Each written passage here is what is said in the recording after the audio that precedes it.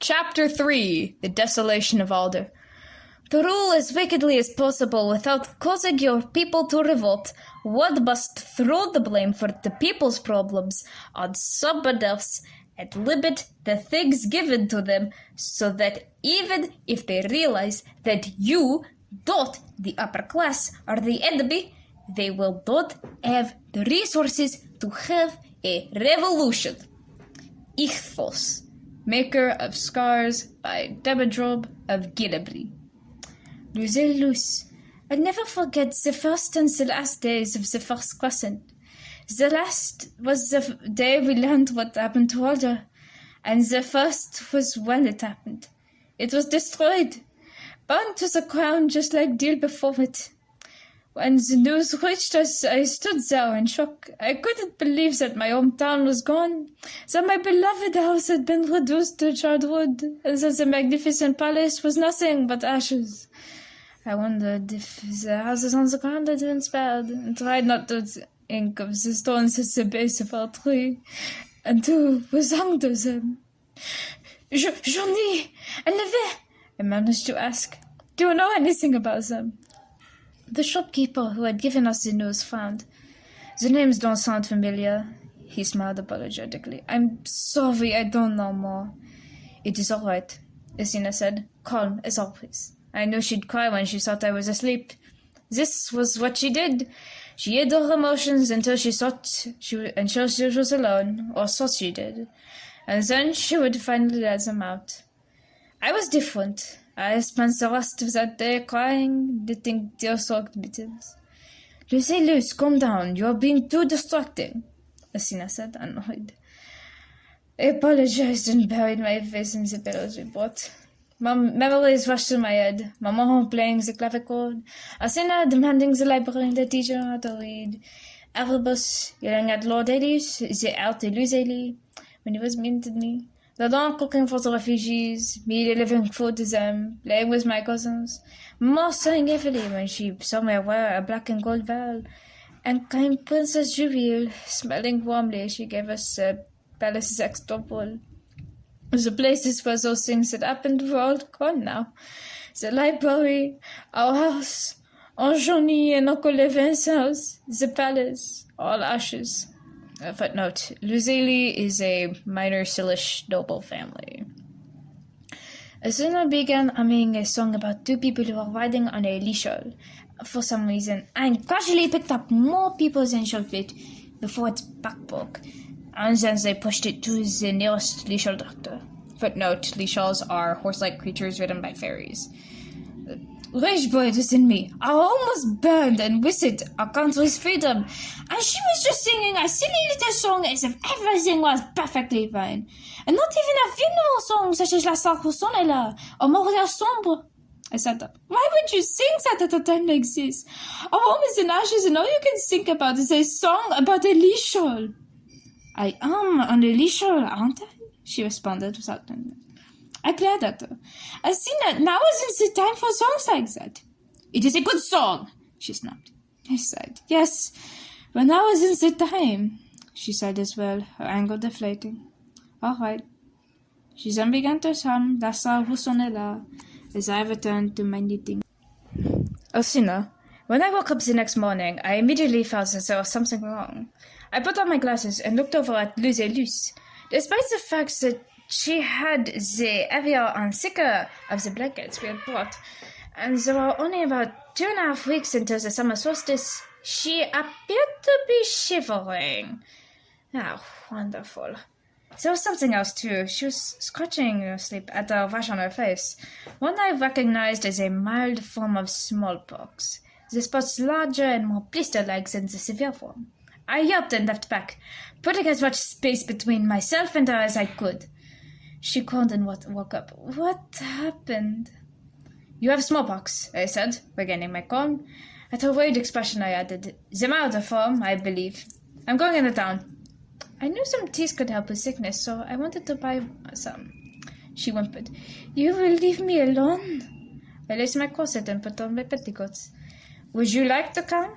Usually I would have said that I didn't want to get the old town sick. However, Ronya did not get smallpox. And she said nothing. I'll take your answer as a no. She did not protest. I put on a brown dress and brushed my hair, feeling a similar pang of jealousy at the sight of my sister's neat straight hair compared to my unruly curls, which blew in my face with the slightest breeze and tangled even when I tried to comb them. How will you get the money? I'll find something to do. I plan to sell our extra mittens, as well as the fabric Lusélle-Louce had picked up from the neighbors when the siege had ended. I doubted that make the seamstress's daughters return our fabric was very high on our priority list, seeing as they were likely either dead or displaced, and see if I could play or sing or play the clavichord or common in the tavern. Can you leave your cloak with me? All right, put some mittens on as well. We don't need to deal with infection. I finished washing my hair and put on my beret before giving her a pair of mittens and my cloak. Taking out my bag of coins first. I hope swords will be accepted here. Stay here. I should be back by the end of the day. Goodbye. She pulled her cloaks around herself. I will see you later. I took the case of my common and flew down to the town. Hoping my draconic was good enough to keep me out of prison. One of the first things I had done once the librarian taught me how to read was trying to learn the other languages of Alder. I already knew a bit of Lepusian, so I started with that, before learning Draconic because of the war, and then I learned the rest of them. I had tried to teach the rest of my family, so they'd never grasped it very well. The town was one of the many small Lepusian farming villages. Perhaps it was once a lively town, but now it just looked almost abandoned, except for the soldiers' chronics of the streets, of course. The villagers who did venture out moved quickly, sticking with their family or friends, and eyeing other groups suspiciously. I noticed that most suspicious looks weren't directed between the villagers and the soldiers, but between the peasants and the merchants. I asked around for the tea vendor. Following the directions given to me by the townfolk, I came to a shop with a teapot on the side. I guess this was the right one. Cautiously, I went inside and was greeted by a Kronov with white fur, wearing a black vest over a robe with short sleeves typical of an unmarried man or boy. Priest Patka, I haven't seen you before. Where do you come from? Footnote. Priest Patka is Draconic for hello, miss. I smiled back politely, so my palms were sweating. But, Priest Patok, I come from Alder. Footnote. Patok is the Draconic title for a young or unmarried man. Or boy. He looked at me sympathetically. I'm sorry. So what brings you here? I fiddled with my hair. Do you sell teapots? He laughed and shook his head. No, that nearly cost a war a few years back. I almost had to stop using a teapot on my side, but thankfully he backed down from that. I chuckled. That sounds interesting. It was. So, are you looking for tea or only a teapot? Both. We had sold our old one after Maman and the dad died. Chamomile, ginger, lemon, anything to help with sickness, really. The Konyav turned around and looked through his collection of tea and put down a few bags of tea leaves. They're 1.5 cents each. That was the exact amount of money I had. I gave him the copper coins, engraved with the seal of the Commonwealth. When united, the 3 Lepusian-Sylish coins formed the 4th seal. It was a neat detail, but only nobles had enough money to really enjoy it. Thank you, Patok, I said as he passed me the tea. You're welcome, Patka, he responded. Would you like directions to the potter? Yes, please. I thought that I would be able to afford the teapot, considering I had no more money with me, but I wanted to know how much it would be. He gave them to me, and I followed it to a shop that had several pieces of bisqueware, glazeware, and ceramicware on the sign. The most prominent piece was a teapot with the phrase, "Teapots are my product, you stupid gardener," carved into it in Lepusian and a stylized form. Either that or the potter just had terrible handwriting, which was also very possible. I was surprised the Senisians hadn't done anything about it. Perhaps they assumed the potter couldn't read. Maybe none of the soldiers there could read. I guess the first one because soldiers, at least in the Commonwealth, were often nobles or at least middle class. Zvirtin, the High General of Cinnis, was a post-Southern farmer, but he seemed to be the exception from how other people talked about him. Or I was just misreading it as the standard descent for the Sinisans. I wondered what the extent of the Potter's literacy was. Had he only learned to read despite the tea cellar? Was this the only phrase he could read? Could the tea seller read? Could the tea seller be specifically avoiding learning to read to spite the Potter? How deep did this rivalry go? Why did so much drama erupted from someone selling teapots? As the tea seller then said reselling the Potter's teapots for higher prices. Had he been making his own? Was I reading too much into this? I entered it and was immediately blasted with heat. He must have been firing something. I was glad I left my cloak with Lusélle-Louce. The Potter was a shorter, business-like Quagnoff, with brown fur and long sleeves rolled up to his shoulders, wearing gloves covered in a fine coating of clay dust. "Good morning, Potka. Why are you here?" "Good morning, Pot. I'm looking for a teapot," I said. Footnote, Pot is the draconic title for a married man. "All right." He took off his gloves and washed them. "The cheapest of those at 20 cents. Oh.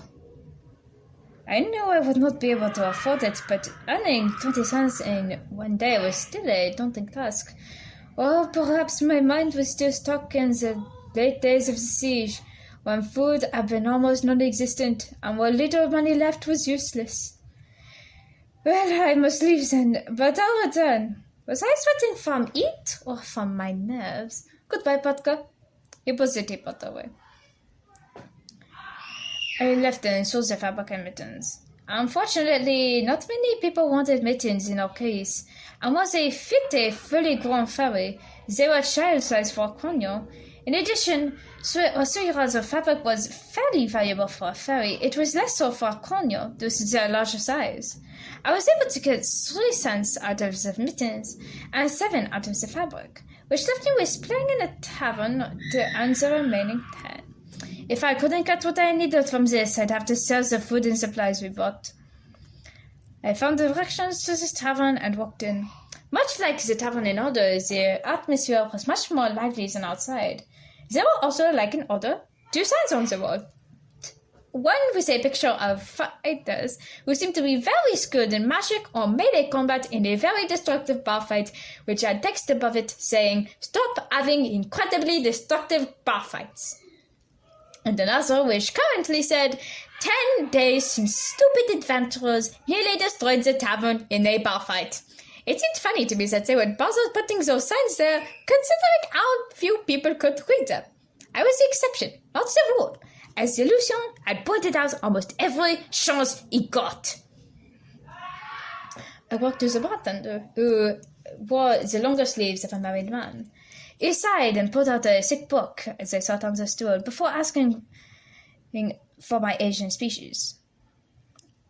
I messed with the cuff of my sleeve. "That's not what I'm here for, Pat," I said. "I was wondering how much money I could make playing music or singing songs. It depends on what you play," he said as he put away the book. "Do you have a clavichord?" I did not know much, but I knew Jean Volorangeli et Charoleli's Prelude in Mode 5 and the Laslare in Mode 7, which are popular as a form. If I needed something else, I could play my Cromon. Footnote. The Laslare is the demonym for the island of Pax, and it is also a Sylish dance in quadruple time, with a basso continuo that plays 1, 5, 6, 3, 4, 1, 4, 5. The chord quality varies based on the mode, and some composers like to invert the chords.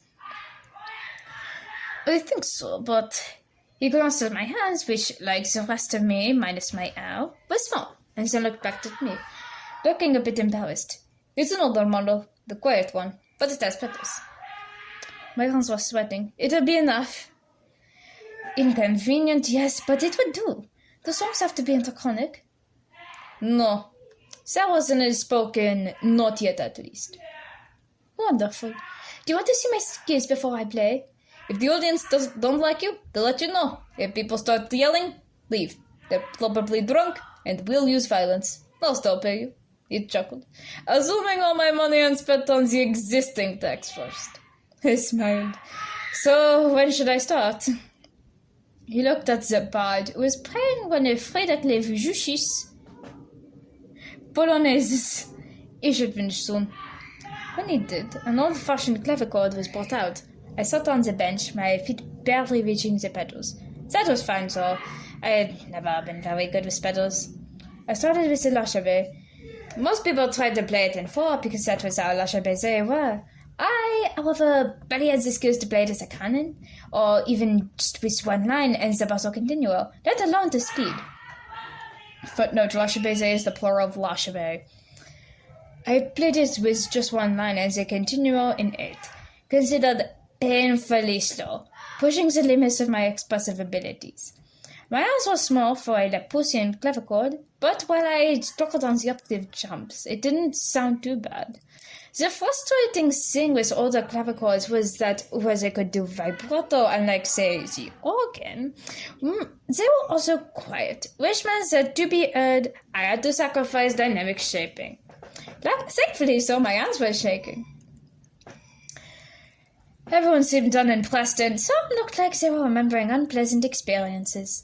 Those must have been the people who had been forced to play the continual part by herself. Next I played the prelude. It was also very well done, and made me sick of Mama. Unfortunately, the thoughts of her distracted me, and I hit a few wrong notes.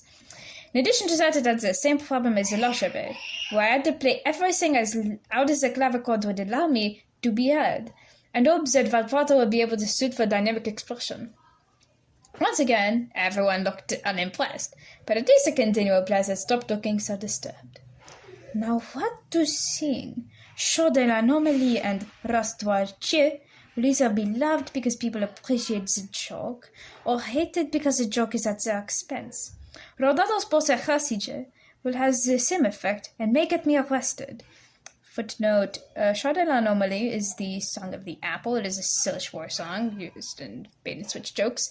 UotT is Lepusian 4-1-2-3. It is a Lepusian marching song, which is often used in the same context. And Rodados is Thalite for My Father Disappeared Last Night. It was a satirical East Thalite song used in the same context. All patriotic songs are off the table because they'll either get me arrested or mobbed by angry civilians. So, bold choices for taverns anyway. How about Laslare Russenelare? It's pretty and probably won't get me arrested or mobbed by angry civilians. I sang the funeral song. Laslare Russenelare, Lusélle-Louce.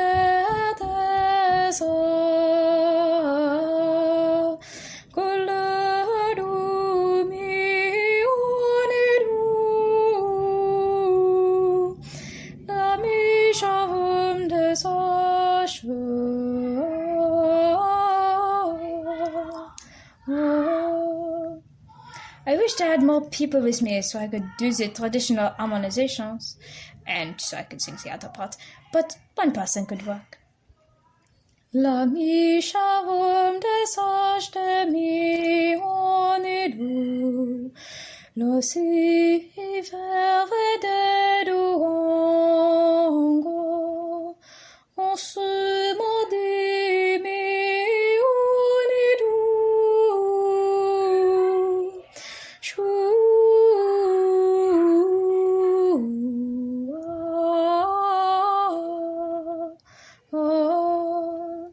Miles mas connaissent such, non li la nodu, lo quellos jones de jejolme,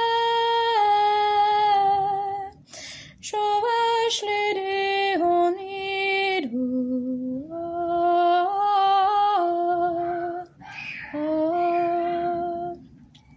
Footnote.